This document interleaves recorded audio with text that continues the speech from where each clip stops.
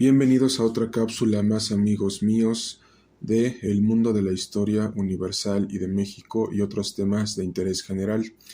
En esta ocasión hablaremos acerca de la antología de las dos guerras sino-japonesas, las guerras chino-japonesas. Entonces, en esta ocasión haremos un prólogo de la primera guerra sino-japonesa y prepárense porque aquí habrá datos históricos que nos darán indicios de lo que fue la guerra ruso-japonesa que estamos abordando en el mundo de la historia universal y de México y otros temas de interés general. ¿Listos ya? Vamos allá y empezamos.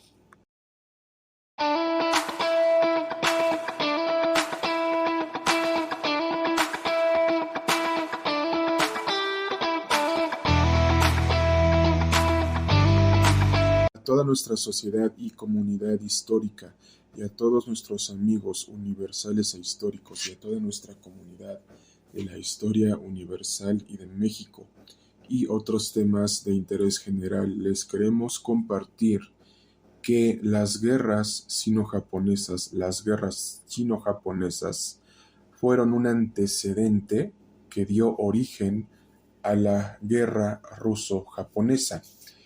Pero también vemos que durante la primera guerra sino-japonesa, o mejor conocida como chino-japonesa, que se dio desde el 1 de agosto de 1894 hasta el 17 de abril de 1895, un año que duró, porque fue un año que duró esta guerra, vemos que esta guerra se libró entre la dinastía Qing de China y el naciente y el floreciente imperio del Japón, el imperio japonés. Entonces vemos que esta guerra se dio principalmente por el control de Corea. Esto se derivó de la siguiente manera, porque había una guerra constante entre el imperio chino y el imperio japonés, ya que durante más de un año que duró la guerra, es decir, entre el 1 de agosto de 1894 y el 17 de abril de 1895, vemos que durante más de 6 meses de victorias interrumpidas del ejército imperial y de la armada japonesa, vemos que al tomar el puerto chino Weiwei, China, al ver que era sobrepasada por el imperio japonés, había solicitado la paz en febrero de 1895. Entonces vemos que esta guerra, la primera guerra sino-japonesa, fue denominada como el siglo de la humillación del imperio japonés hacia el imperio chino. ¿Y qué fue lo que sucedió después, amigos míos? Resulta, amigos míos, que la guerra había sido un claro indicio total y fatal que representó el fracaso de la dinastía Qing para modernizar sus fuerzas armadas y defenderse de las amenazas de su soberanía, de su propia soberanía y de las demás potencias, en este caso del imperio del Japón, del imperio japonés y de la armada japonesa. Entonces, vemos que debido a que Japón ya estaba bastante avanzado en múltiples tecnologías militares, como por ejemplo buques navales, militares y demás cuestiones militares modernas, contemporáneas y tecnológicas, vemos que una vez que Japón estaba creciendo militarmente y navalmente, vemos que el dominio regional en el este de Asia pasó de China a Japón,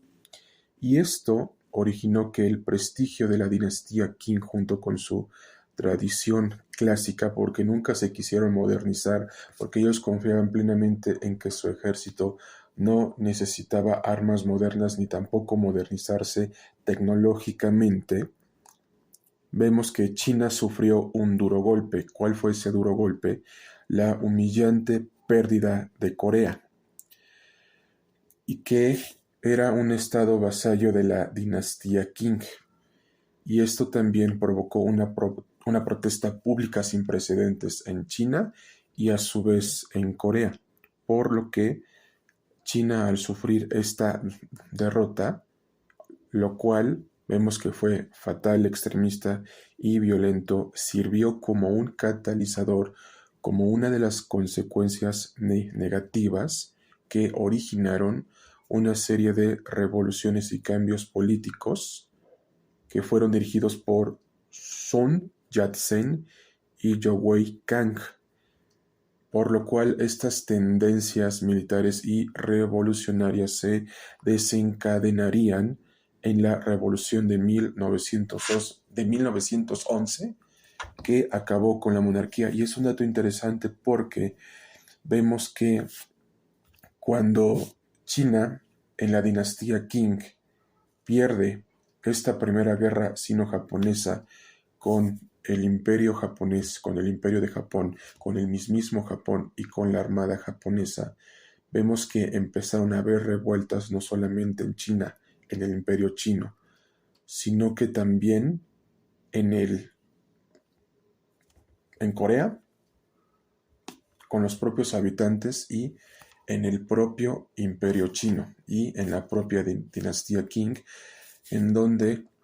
se empezaron a hacer esta serie de levantamientos revolucionarios y militares, lo cual desencadenó la Revolución China de 1911, que acabó para siempre con la monarquía de la dinastía Qing. Y es de esta manera, amigos míos, que precisamente en marzo, en el año de 1995, se firmó el siguiente tratado. Se firmó el tratado de Shimonoseki. Esto sucedió en marzo del año de 1895, en donde finalmente Japón y China firman el tratado de Shimonoseki entre Japón y China, en donde se le cedía totalmente a Taiwán, las islas Pescadores y Liaodong al imperio del Japón, al imperio japonés, a la armada japonesa y al mismísimo Japón. Por lo que principalmente a este conflicto se le conoce comúnmente y tradicionalmente en China como la guerra de Jiaogu, que precisamente es una referencia al año de 1894, en donde se le conoce bajo el siguiente nombre, que es el siguiente: el sistema tradicional sexagenario de nomenclatura. Y precisamente en Japón se le conoce comúnmente como Guerra de Japón-Qing. O sea, ¿a qué queremos llegar con esto? El evento histórico fue el mismo, solo que en China y en Japón se le denomina con diferente nombre. Entonces vemos que durante todas estas revueltas revolucionarias y militares, por el gran descontento que había con la dinastía Qing, con el imperio chino, ya varios intelectuales chinos en Corea y especialmente en China estaban viendo que la monarquía ya no les ayudaba y ya no servía, y que ya era el momento de que feneciera porque ya había cumplido su función. Y todo esto derivó en la Revolución China del año de 1911. Se reitera una vez más, todo esto derivó y trajo como consecuencia tanto positiva y negativa la Revolución China del año de 1911. A lo que les queremos hacer la siguiente pregunta: ¿qué opinan acerca de este evento histórico? ¿Qué es lo que les llama la atención de este evento histórico? Y también les queremos preguntar si quieren que abordemos la Revolución China de 1911. Sus comentarios y sugerencias nos lo podrán hacer saber al WhatsApp y Telegram 55 44 51 7973 y al correo electrónico el mundo de la historia en general @gmail.com. Y precisamente recuerden que cuando un estado monárquico ya pierde totalmente el control sobre sus propios habitantes y a su vez también sobre sus propias extensiones territoriales, como pasó con la dinastía Qing, con el imperio chino en Corea y en China, y además con sus propios habitantes, y al no poder vencer militarmente y navalmente a Japón, porque se negaron a modernizar a su ejército, teniendo como consecuencia positiva y negativa la Revolución China de 1911. Recuerden que si un Estado no se moderniza tecnológicamente, navalmente y militarmente, está condenado a desaparecer, lo cual sucedió con la dinastía Qing en el imperio chino de esas épocas, que fue precisamente ya a finales del siglo XIX, desde los años 1890. Y esto nos deja claro de que si un Estado no se moderniza, está condenado a desaparecer, por lo cual esto se vio perfectamente dentro de la Revolución China de 1911.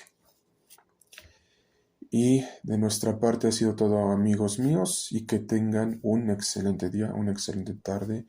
y una excelente noche. Atentamente, el mundo de la historia universal y de México y otros temas de interés general.